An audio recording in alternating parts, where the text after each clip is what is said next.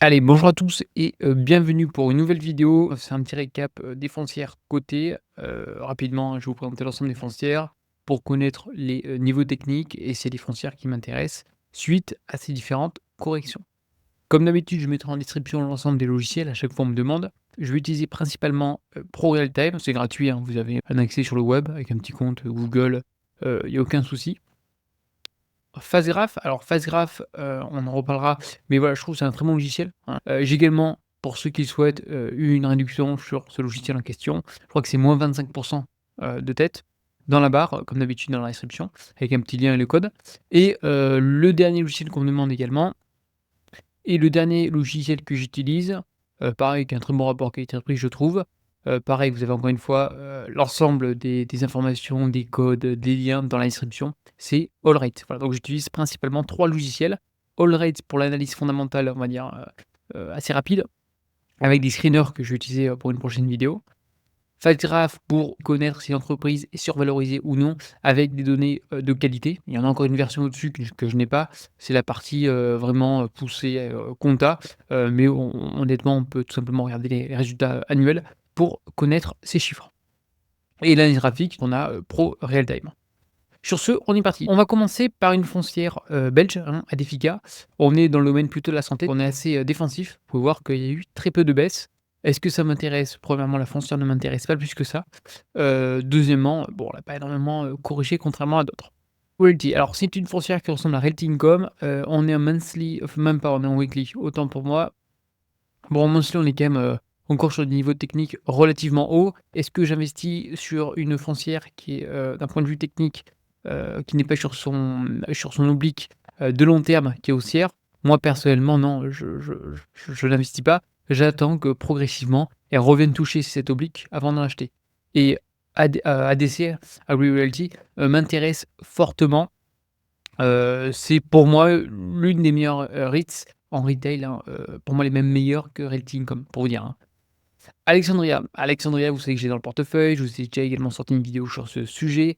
Une frontière qui corrige énormément, mais aux, fondamentaux qui sont remarquables, enfin, pour ma part.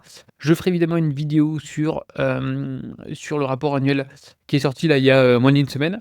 J'ai également sorti une vidéo pour les membres premium poussée, afin de tout simplement de vous dire mon point de vue sur cette foncière. On a analysé, la foncière via le problème, via le taux de vacances, en life science qui est relativement important. On a analysé cette foncière pour savoir si oui ou non elle va surmonter cette crise. Par contre, celle-ci a fortement corrigé comme on peut constater. Je vous avais mentionné dans la dernière vidéo, hein, comme d'habitude je cache, hein, dans mes propos, j'en ai rien à vendre, qu'il fallait absolument qu'on évite de casser cette oblique, parce qu'à chaque fois en fait on a rebondi dans le passé. Il fallait absolument qu'on rebondisse sur cette oblique de très long terme. Depuis 2008-2009 on a rebondi, voilà, juste ici, donc 2008 on a rebondi une fois, 2 fois, presque une troisième, 4, 5 et là on a cassé. Il faut absolument qu'on reparte sur cette oblique, haussière de long terme avant de pouvoir repartir sur une tendance haussière. En tout cas, les fondamentaux sont très bons. C'est une REIT de long terme, hein, qu'on soit très clair. On est sur des niveaux de valorisation, je le rementionne à chaque fois parce que je sais qu'il y en a qui me suivent, mais on est quand même sur des niveaux de valorisation, voilà, on est sur des niveaux de valorisation, de hop, 2009-2008. Voilà. C'est très peu cher honnêtement pour la qualité de l'entreprise en question. Je le rementionne, on a 7 de dividendes. 7 et c'est une boîte qui est triple B+, donc qui est, franchement, rien à redire à ce propos. On paye ça vraiment, mais 3 francs 6 sous, un dividende, on va dire on a rendu à 7, et après le reste, tous les fondamentaux sont bons en fait. Je comprends pas pourquoi le marché price autant cette entreprise, même si dans les faits, je vous le mentionne encore une fois, je ne cesse de le répéter, mais je sais qu'il y en a qui vont me poser la question. En 2025, la FFO par share, à mon avis, je pense, vont baisser, hein, vont être entre 2023 et 2024 et la FFO pareil vont baisser parce qu'il y a eu des cessions. Voilà, on a une baisse du portefeuille, faire une petite baisse en termes de revenus locatifs, en termes de NOI. Mais ceci étant, voilà, le reste, tout est bon et occupancy, oui, on risque d'avoir une petite baisse également. Voilà. Mais pas une grosse baisse, on va pas passer de 94 à 70. Voilà, on va être peut-être à 92, 91, mais ça reste très bon, hein, dans l'ensemble. Voilà, très, très belle foncière et elle n'a cessé de, donner un dividende aux actionnaires depuis quasiment plus de 30 ans. Même si une baisse avec 2008-2009 compte tenu du contexte, à ce jour, on n'est absolument pas dans une situation de 2008-2009. et on a quand même un dividende qui est assez important. Même si elle coupe son dividende, elle divise par 2, imaginons. Bon, ça fait quand même 3,5-4 avec une appréciation du dividende au cours du temps. P/E ratio, on est à 56, on a largement de quoi verser aux actionnaires. Très belle boîte que je continue à acheter au cours du temps, ça c'est sûr. Voilà, je me suis posé sur celle-ci parce que je l'ai en portefeuille, c'est pour ça, mais après j'ai un peu plus vite sur les autres. Altériande en France, on est sur une foncière, sur une SIC. En France, bon, rien de particulier, elle a quand même fortement corrigé, parce qu'on est principalement en France sur du commerce, hein. 5 on va dire, sur l'ensemble des SIC, plus de 50 sont sur du retail. On est sur un marché qui est assez concentré en France. AMH que j'apprécie énormément, que j'ai dans le portefeuille, mais qui est quand même assez cher. Elle est venue toucher notre petit oblique là de long terme, hein, vous pouvez voir, hop, mais a vite, rebondi, sur celui-ci en question. À voir au cours du temps. Encore une fois, le problème c'est sur du résidentiel, c'est très bien, mais c'est cher. On paye ça 20 fois. Alexandria, on paye ça à quasiment, divisé par 2 quoi. Là, on paye ça à quasiment du 9 et là, on paye ça à du 18. American Tower, ça a très, très bien résisté, hein, dans l'ensemble à cette crise, hein. C'est quand même des secteurs d'infrastructure, plutôt défensifs, même si les fondamentaux, tu vois, en termes de dette, ça me chiffonne un petit peu. Mais voilà, pour moi, on n'est absolument pas sur un support technique intéressant de très long terme que bon, ben, j'investis pas, hein, tout simplement. Sur la logistique en France, très jolie boîte, pareil qui a quand même, corrigé, hein. La logistique a été secouée par les marchés. On est sur un support technique de très long terme, hein, dans l'ensemble. Donc là, il faut que ça résiste. Si ça casse, bah, ça va faire un peu mal. Un support qu'on a touché en 2019. Comme, l'ensemble aujourd'hui des foncières logistiques en Europe, bon, on est quand même sur des points techniques intéressants, mais attention à ne pas casser. Personnellement, je préfère attendre et tout simplement observer le marché, comment il évolue. Pareil, encore une fois, on est sur du résidentiel, bah, voilà, on est très haut. Faut encore attendre quasiment 11 de baisse avant que, je me positionne sur l'oblique, de long terme. Voilà, c'est vraiment l'oblique entre guillemets à privilégier. Faut être patient, ça fait partie d'un investisseur en bourse. Faut pas se précipiter sur le premier dossier. Très belle boîte, bah, pourquoi pas sur résidentiel. Je crois que c'est une ligne il me semble que c'est l'une des plus importantes, mais je préfère prendre mon temps. Big Yellow, je l'ai également dans le portefeuille. On peut voir, on est vraiment sur un support technique, qui est très important, il ne faut pas qu'on casse. Heu, la foncière a rebondi sur celui-ci, bon, c'est plutôt bon signe. À voir au cours du temps, c'est une foncière que j'ai au portefeuille et qui a toujours réagi très bien plutôt au marché. On garde tant qu'on a fait une petite plus-value pour que je puisse arbitrer sur l'autre foncière que je vous ai mentionnée, en Belgique, donc je garde. Je reste investi dans celle-ci. On va passer à Blackstone. Blackstone, c'est pas une foncière, c'est un gros fonds immobilier, mais qui détient, vraiment énormément d'entreprises, hein. C'est un conglomérat, important. Également avec du private equity. On a également, de l'immobilier d'infrastructure. J'en parlerai parce que j'ai envie d'investir sur l'immobilier d'infrastructure. Mais à ce jour, pareil, on est quand même sur des niveaux techniques, assez hauts en termes de valorisation. Je préfère attendre que ça corrige. Pour moi, j'attendrai que Blackstone, baisse à minima de 20. Donc on a encore du temps, hein. On passe au Canada, avec Boardwalk. Bon, ça a cassé une tendance haussière de très long terme. Bon, je suis un peu moins fan, graphiquement, c'est pas très joli à voir. On attend, hein, d'inquiétude, faut pas être pressé. Carmila, en France, sur les centres commerciaux, plutôt de petite taille. Bon, beh, pour moi, on est toujours haussier. Je suis pas très fan, moi, des centres commerciaux, comme, je vous l'ai déjà mentionné, même si c'est plutôt peu cher. Si je dois investir, compte tenu de la valorisation, du moins en France, j'investirai principalement, sur Unibail. Voilà, qui est très peu cher, c'est plutôt de la value. Mais dans l'ensemble, moi, j'ai une tendance haussière pour moi sur Carmila, elle peut peut-être retoucher cette oblique de long terme, mais dans l'ensemble, rien à redire sur celle-ci. VTMX, on est sur Besta. Besta, on l'avait déjà étudié, j'ai déjà fait une vidéo sur ce sujet, on est sur une foncière mexicaine. Pour moi, on est toujours baissier, hein, j'ai hésité à un moment donné à en prendre là, si ça allait casser cette oblique baissière, mais toujours pas. Tant que ça n'a pas cassé cette oblique, moi j'y vais pas. Mais les fondamentaux sont très bons, comme on l'a déjà étudié au préalable, sur cette chaîne YouTube. Je vous invite à regarder la vidéo sur ce sujet. Covivio, bon, ça stagne, c'est on est dans un range, ça fait pas grand-chose depuis quasiment, 2015, j'allais vous dire, hein. Il y a toujours un dividende qui est intéressant. Ceci étant, la croissance pour moi n'est pas présente. Forte correction, comme on a pu constater, forte correction. Si vous souhaitez éventuellement, investir sur Covivio, c'est une boîte qui est diversifiée en Europe, hein, très belle boîte, très bien gérée. On est sur du résidentiel en Allemagne, on a également pas mal d'hôtels. Attention, il y a également une autre branche, un Covivio Hôtel. Et on a également pas mal de bureaux, Prime. Mais si vous voulez vraiment avoir un point d'entrée intéressant, moi j'attendrai personnellement arriver vers, 38, voilà. Crown Castle, c'est comme AMT, donc American Tower, on est sur la télécommunication. Bon, bah, dans l'ensemble, voilà, tendance haussière. Pourquoi pas en reprendre pour ceux qui en souhaitent. Au niveau de l'oblique, là, dès qu'on va retoucher cette oblique de long terme, ça peut être intéressant de se positionner sur le dossier. Mais pour ma part, voilà, trop de dettes, ça ne m'intéresse pas. Digital Realty, là, on est sur du data center. Data center, c'est carnage, hein, ça corrige énormément, comme les boîtes tech, hein. Valorisation, on est quand même sur des valorisations qui sont relativement importantes. Là, par rapport au plus haut, on a quand même baissé, ouais, quasiment de 30. Et avant que je puisse investir sur ce dossier, il faut que ça baisse pour moi en dessous de 50, hein. On a quand même un peu de la marge avant de se positionner sur ce genre de foncière. On attend l'oblique de très long terme.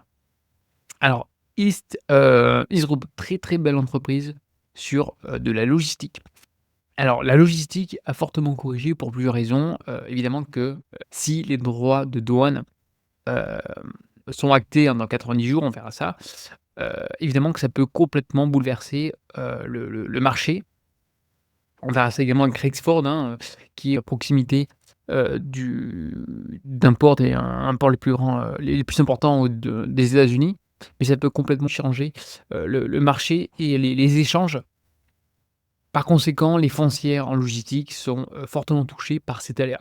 Toutefois, il ne faut pas oublier les fondamentaux de l'entreprise, oui, c'est la logistique, mais les emplacements premium de qualité, ça ne se change pas, du jour au lendemain. Los Angeles, il y aura toujours la demande, le PIB de Los Angeles et le PIB de la France.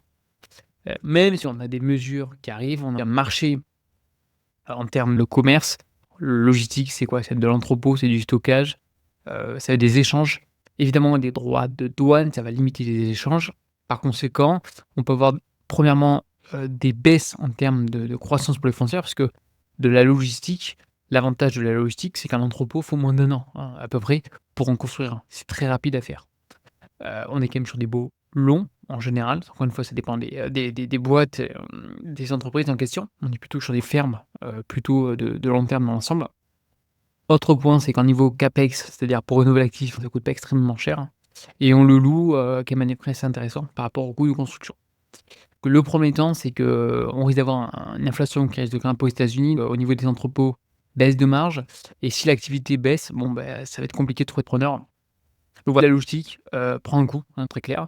Les valorisations sont assez importantes, notamment, je crois, de tête, on est à peu près quasiment à 23-24.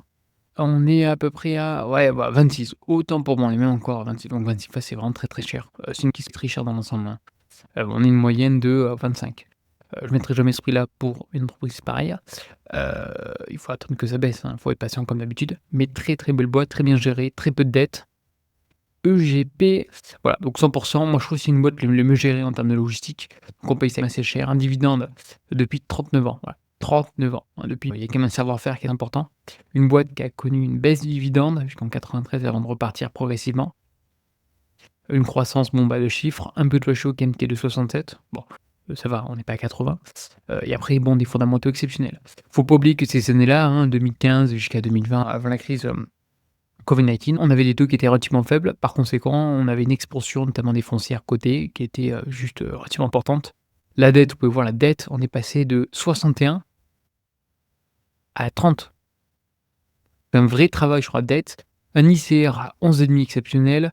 Dette au EBITDA 3,4, c'est rien du tout. Le locataire le plus important, 1,6. Taux d'occupation, on a quand même une petite baisse, 97,1. Voilà, les fondamentaux sont juste exceptionnels. Et on est principalement aux États-Unis. C'est une pour moi des foncières qui m'intéressent, notamment en termes de logistique. Je vais en avoir 3. Les 3 que je préfère, ça va être EGP, on va voir Rexford, celle que j'ai dans le portefeuille, et on va voir Terreno. Terreno, c'est la plus chère, hein, c'est le Hermès, si vous voulez, de la logistique. On continue, EPR Properties, bon, très belle boîte, dans l'ensemble, hein, c'est quand même croissant, hein. On est sur un gros dividende dans l'ensemble sur celle-ci. Bon, comme d'habitude, hein, si je dois investir, j'attends que ça tombe tout simplement sur cette petite, ligne oblique de long terme pour arriver au moins vers les 35, on a encore un peu de marge. Equinix Data Center, comme je mentionnais avec Digital Realty, on corrige fortement. Bah, j'attends potentiellement, arriver sur la zone des 635, pourquoi pas? Equinix, c'est pas mal, ça se fait un peu cher, je trouve ça quand même mieux que Digital Realty, mais bon, le problème, c'est un, le taux d'occupation qui baisse et la dette, hein. Voilà. C'est le taux d'occupation, on est quasiment qu'à 78. Bon, on n'a jamais eu un taux d'occupation qui était très, très important, hein, contrairement à d'autres foncières comme, par exemple, du rési ou la logistique, hein, ça fait partie du business model. Le seul problème, c'est que voilà, on va avoir quand même une dette qui est relativement importante, 50. Bon, l'avantage d'avoir une dette importante, c'est qu'on va chercher de la croissance. Bon, on a de la croissance, hein, à 2 chiffres, hein. FFO par share, on est quasiment à 9, 9, 9, voilà, on a quand même une très, très belle croissance au cours du temps. Mais bon, 50, moi, c'est quand même ma limite, hein, je vais pas vous mentir. Après le reste, c'est rien de mentionné, très, très grosse croissance. C'est le premier acteur en tout cas, en data center. On est quand même bien devant, Realty. En effet, Digital Realty, bon, on est quand même sur des fondamentaux qui sont quand même bons. Dans l'ensemble, à 21 ans de dividendes en croissance. Put ratio, attention, 72,7. Dette maîtrisée, mais voilà, la croissance core FFO par share, bon, on est on est sur une croissance qui est, je vais pas dire faible, non, on est quand il y a de la croissance, mais on n'est pas sur quasiment 10 chaque année, contrairement à Equinix. On a un taux d'occupation qui ne cesse de baisser au cours du temps, ça c'est pas joli, joli. Et un autre point, c'est qu'on va avoir un locataire qui représente plus de 10 du NOI. Voilà, donc moi, ça me dérange un peu.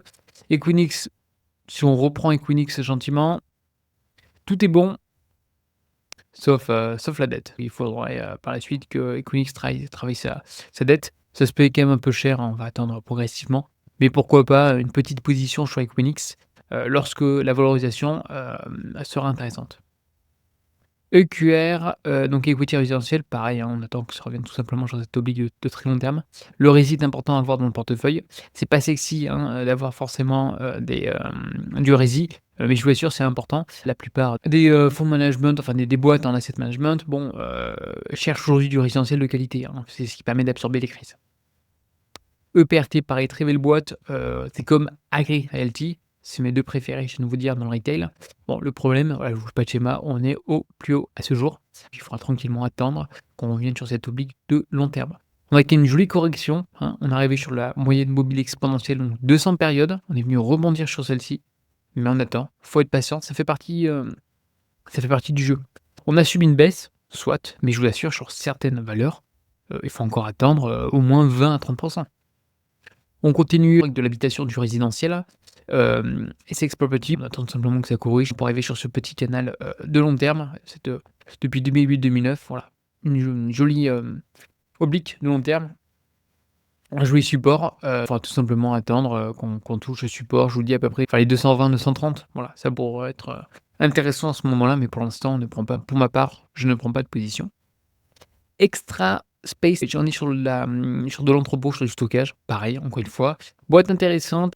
Attention, le marché américain commence à avoir un petit peu trop d'offres, hein, sur le stockage, mais très belle boîte, très bien gérée, pourquoi pas avoir une petite position.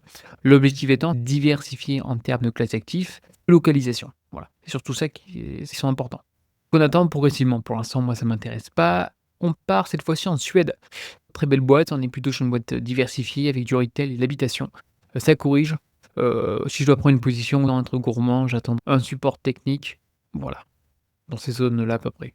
J'attendrai entre 39 et 37 pour prendre une petite position si nécessaire. Le seul problème, c'est que je crois qu'on a un taux d'endettement qui est assez important, à étudier lorsqu'on arrivera sur cette zone, technique.